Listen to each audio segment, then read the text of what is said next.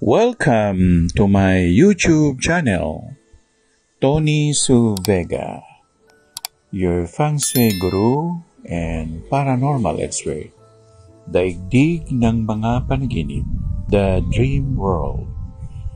Kapag nanaginip ka na umaambon, magandang premonition ito dahil binabasbasan ka ng langit sa iyong mga nagawa o sa iyong mga ginagawa. Kapag marahas ang hangin, may konting ulan, ang ibig sabihin niyan, may sasagupain kang mga problema. Kapag nakakita ka naman ng talon o waterfalls, ang ibig sabihin nito ay magkakaroon ka ng pera na hindi ka nag-effort o hindi mo tinrabaho ito.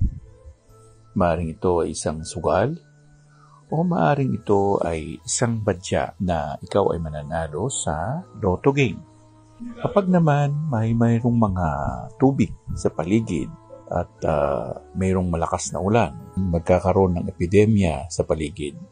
Pag-iingat ka sa iyong kalusugan.